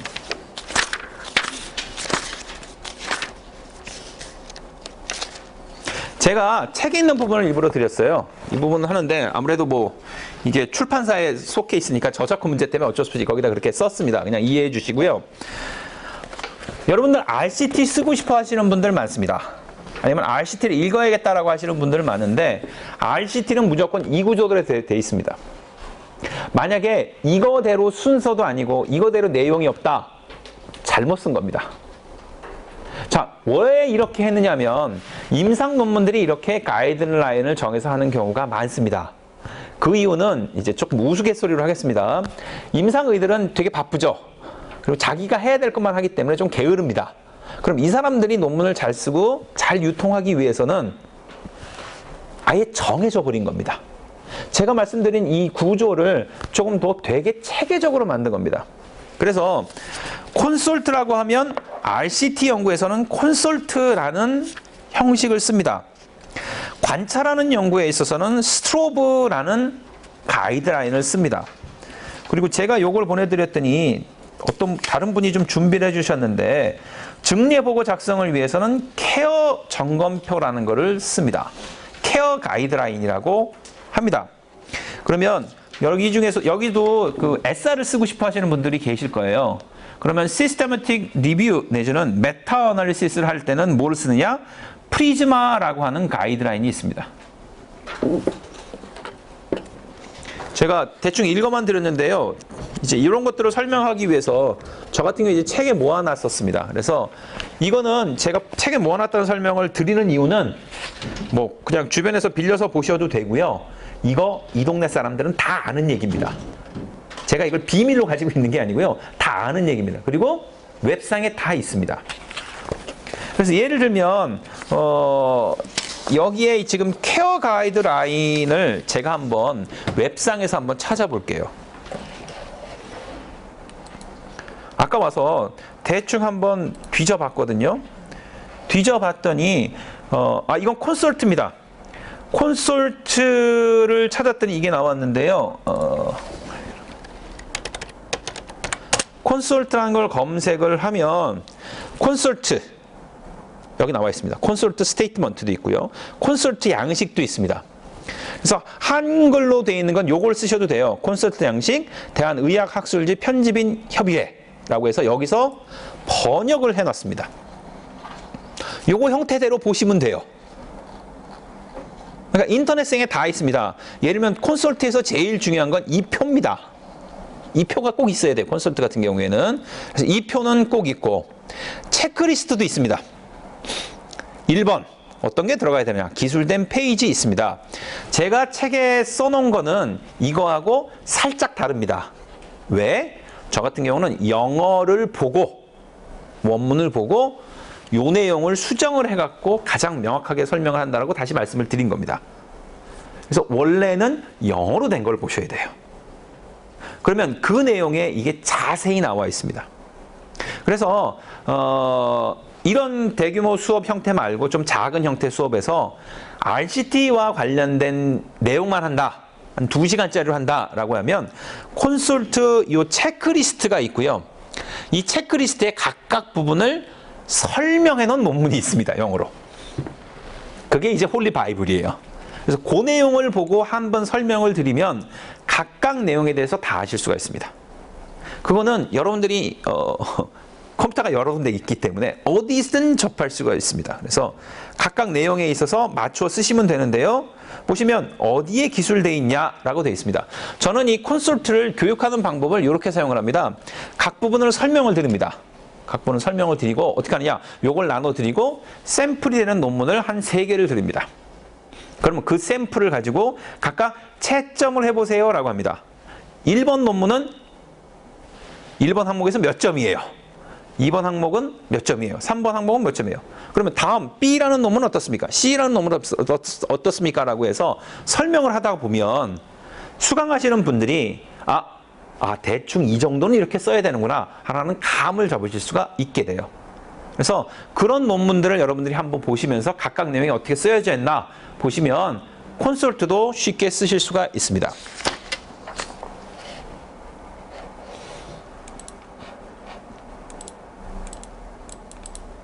안 가네? 앞쪽으로 가진 않는군요.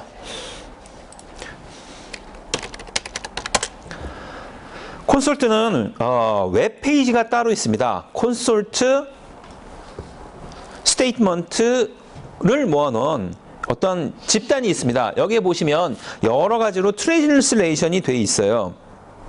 그래서 보시면 중국어, 프렌치 등등이 다 나와 있습니다.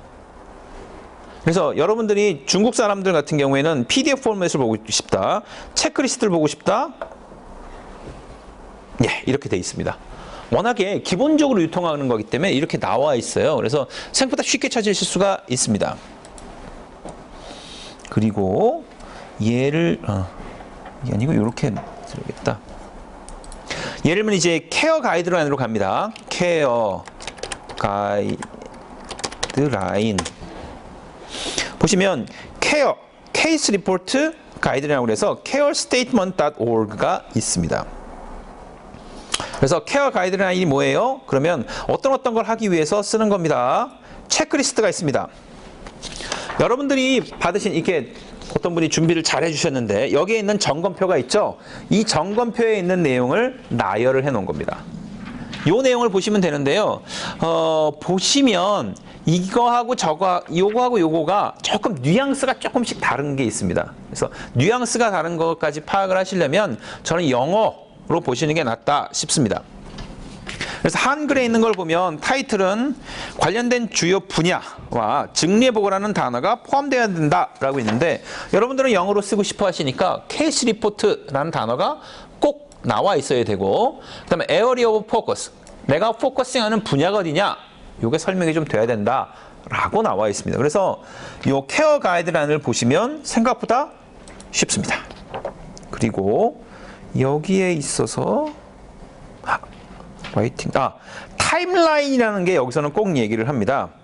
타임라인을 있는데요. 예를 여기가 드려놨습니다. 2009년에 다이그노시스를 했다. 그래서 병원에는 언제 왔고 그래서 여기서는 어떤 치료를 하고 그 다음에 글루코스 컨트롤이 안 좋았었다. 그리고 어떤 치료하고 어떤 결과가 나왔고 그래서 어떻게 진행했다. 라고 그림을 그립니다. 그래서 요즘 저널들, 한국 저널들에 보시면 그 증례 보고가 좀 많이 되시는 편이거든요. 근데 증례 보고를 단순하게 표나 기존에 했던 방식으로 많이 보이시는데요. 원래는 이렇게 표로 보여주라고 얘기를 합니다. 그러니까 그림으로.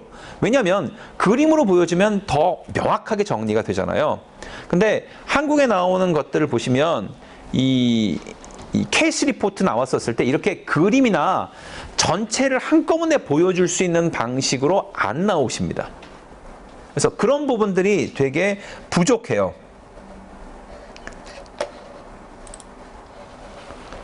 여기서 보면 또 다른 것도 볼게요. 다른 것도 보면 여긴 이런 식으로 되어 있습니다. 어떻게 진행했다 이런 식으로요. 그래서 형식은 문제가 아니다. 형식은 꼭 어떤 방식을 꼭 해야 되는 건 아닌데 내용들이 이런 것처럼 플로우 차트로 해서 시간으로 어떻게 진행됐는지가 잘 나와줘야 된다는 게 핵심입니다. 타임라인. 이건 이렇게 돼 있네요. 그래서 가급적이면 저는 그림을 권해드립니다. 표도 좋겠지만 그림이 있으면 내용을 명확하게 이해하기가 쉽거든요. 그래서 앞으로 여러분들이 혹시 지도를 하시거나 아니면 여러분들이 쓰실 때 가급적이면 케이스 리포트에도 이런 부분을 꼭 고민을 하시고 있는 정보를 하나로 넣을 수 있도록 좀 노력을 해주시면 좋겠어요. 그리고 그러니까 예를 들면 내가 주로 다루는 질환에 따라서도 어떤 고유한 템플릿이 나올 수 있거든요. 그래서 내가 다루는 환자들의 특성이 이러면 그 특성에 따라서 몇 번을 그려보다 보면 괜찮게 나옵니다. 그리고 그게 뭐라 그러나 논문 평가하는 사람 입장에서 보면 되게 섹시하게 느껴질 때가 있어요. 야, 이거 진짜 이쁘게 그렸다 하면 점수를 더 줍니다. 그래서 말씀드렸지만 섹시 스토리처럼 그림도 좀 섹시해 주시면 하는 사람들이 좀 되게 마음에 들어 하실 겁니다. 그래서 여기서 보면 어떻게 그리냐라고 했을 때 이런 화살표를 좀 그려줘라. 그리고 관련된 과거는 이렇고 그 다음에 케어와 관련해서는 데이터를 이렇게 쭉 하고 어떤 일을 했다. 왼쪽 오른쪽을 구별하면서 쓰면 좋을 거다. 그리고 관련된 히스토리는 이런 식으로. 그리고 데이트하고 팔로업은 이렇게. 이런 식으로 한번 하는 건 어떻겠냐고 제시를 한 겁니다. 그래서 임상의 같은 경우에는 이런 가이드라인을 좀 많이 보십시오. 아까 SR 얘기를 했었는데요. SR을 한번 보겠습니다. SR 관련된 거. 프리즈마 가이드라인. 프리즈마라고 있습니다. 되게 크죠? 되게 잘 나와 있습니다. 보시면 이거 할 거 없이 아까 보니까 프리즈마 체크리스트도 있어요. 프리즈마 체크리스트를 보겠습니다. 프리즈마 체크리스트가 PDF로도 있고 워드 파일도 있답니다. 예, 이런 식으로 되어 있습니다. 1엔 뭐가 있어야 되고, 앱스트랙트엔 무슨 내용이 있어야 되고, 인트로덕션은 무슨 내용이 있어야 된다 라고 되어 있습니다. 다만 이런 내용은 원래 기본적으로 쓰시는 그냥 기본 폼이 있습니다. 그 폼을 특성에 맞게 살짝 바꿔놓은 거예요. 그러니까 어떻게 보면 프리즈마 했던 거를 대충 응용을 해놓으면 케어하고 많이 비슷합니다. 원칙은 논문이 되게 많이 나오잖아요. 그 논문을 빨리빨리 보고 내용을 하기 위해서 좀 쉽게 해놓은 겁니다. 그래서 농을 섞으면 게으르고 바쁜 임상의를 위해서 논문을 확실하게 쓰는 방법들을 이야기를 한 겁니다. 그래서 이런 가이드라인을 기본으로 놓고 만약에 논문을 작성하시면 일이 되게 편합니다. 그리고 가장 좋은 논문을 쓰실 수 있어요. 제가 가끔 이런 포맷이 되게 중요하고 내용이 중요하다는 얘기를 할 때 그런 얘기를 합니다. 에이즈 연구에 있어서 제일 유명한 논문이 뭐냐라는 얘기를 가끔 하는데요. 에이즈 케이스를 처음에 리포트했던 사람이 썼던 논문이 제일 인용도 많고 유명하다고 합니다. 거기에 뭐 카포시 육정이 어쩌고 감기가 떨어지지 않고 뭐 동성애가 있었었고 그 다음에 동성애보다 가장 중요한 문제인 그 바늘을 돌렸었다. 어떤 그런 얘기들도 있거든요. 그래서 그런 얘기들도 있고 몸이 수척하게 말했다. 뭐 이런 것들이 내용이 되게 잘 정리가 되어 있습니다. 그래서 그런 논문들은 케어 가이드라인을 특별하게 필요하지 않았던 옛날에도 쓰여진 거고요. 그렇게 잘 쓰여진 것들을 보니까 이제 이런 거를 만들어 준 겁니다. 그래서 그 내용을 보시면 되고 저자들을 위한 증례보고 작성 견본이라는 것은 이 케어 가이드라인이 있는데 보시면 나와 있습니다. 나와 있고요. 제가 케어 가이드라인 설명드릴 때 한꺼번에 보여드리는 건데요. 어디 있더라? 이게 원래 나와 있었던 저널이 따로 있습니다. 여기.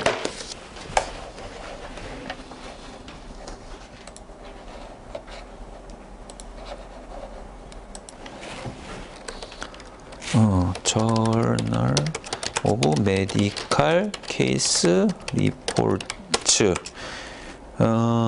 2013년 7권 223페이지.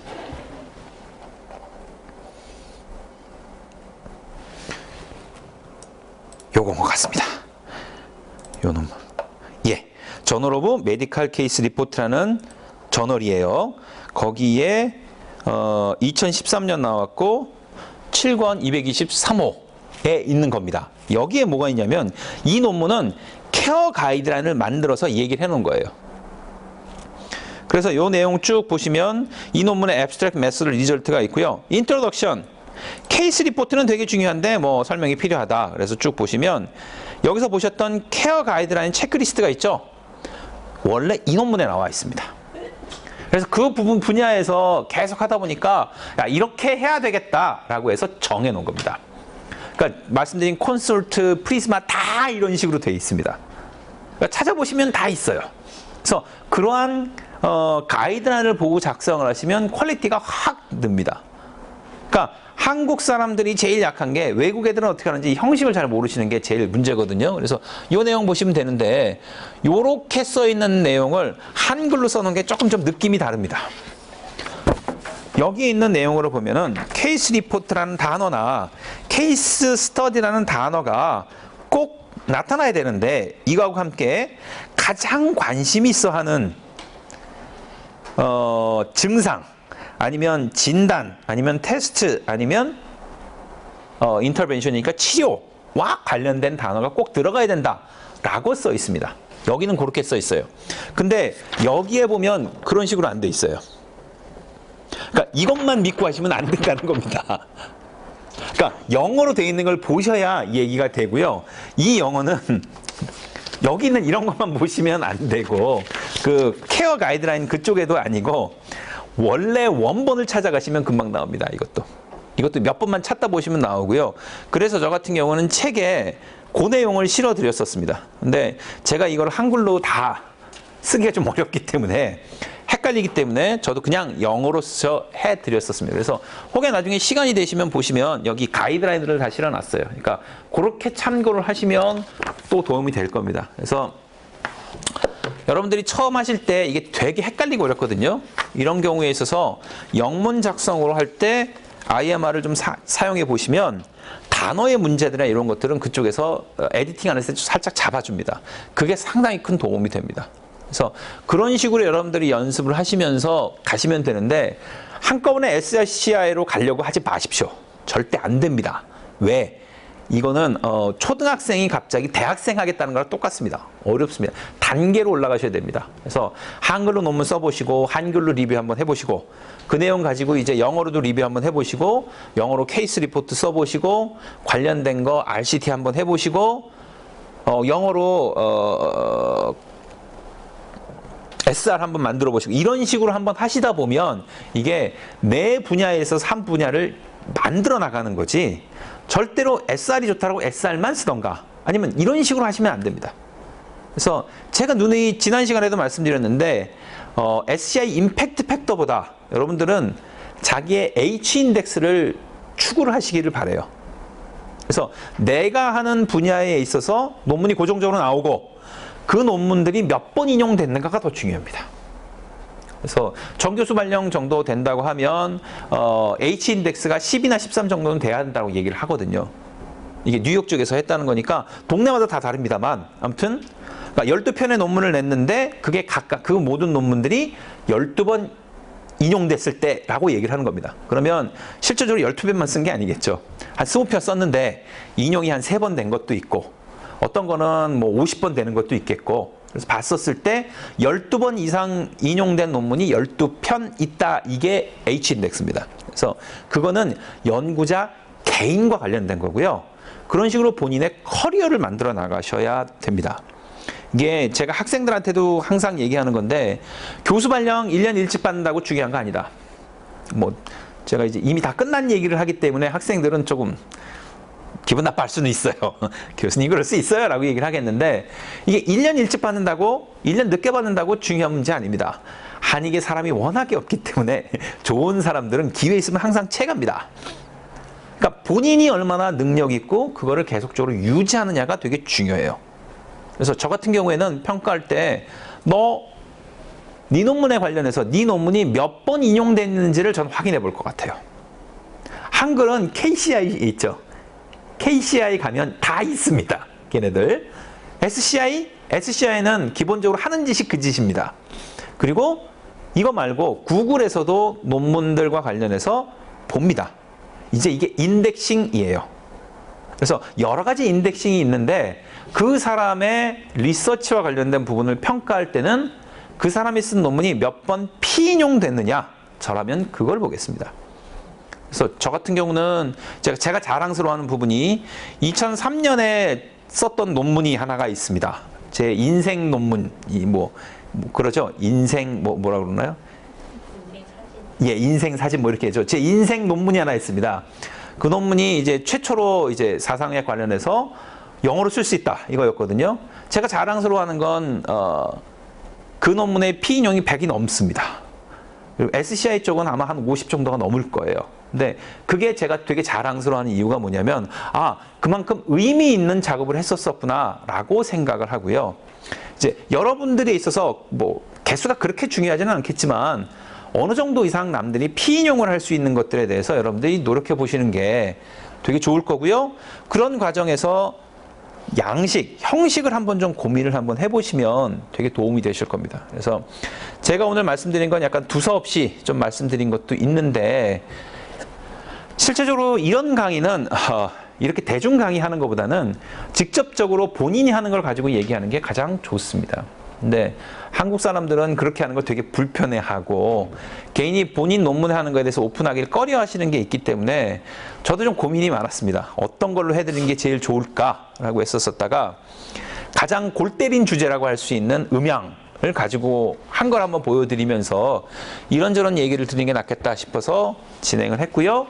그리고 지난번에 유 교수님께서 그 임상 논문과 관련된 얘기를 좀 해주시면 좋겠다라고 말씀을 해주셔서 이제 콘솔트 스테이트먼트를 잠깐 보여드리자라고 했었습니다. 근데 덜컥 케어 가이드라인 얘기가 나오니까 그러면 가이드라인 얘기만 한번 좀 해드려야겠다 해서 묶어드린 겁니다. 그래서 가이드라인이 되게 많아요. 그리고 주변에 가지고 있는 분들한테 물어보시면 제가 가이드라인 다 실어놨으니까 거기서부터 시작을 하시면 됩니다. 그래서 임상에서 이제 논문 조금 한두 편 정도 써봤다라고 하면 가이드라인 가지고 연습하면 퀄리티가 갑자기 확 늘 겁니다. 그래서 오늘 강의는 약간 좀 두루뭉술이 여러 가지 레벨에서 말씀을 드렸는데요. 저도 레벨이 한 군데로 이렇게 픽스가 되면 참 좋을 것 같아요. 아예 모르시는 분들 같으면 그 레벨에서 이제 얘기할 게 있는데, 아무튼 제가 말씀드린 거 보고 전반적으로 공부를 좀 하시면 되겠습니다.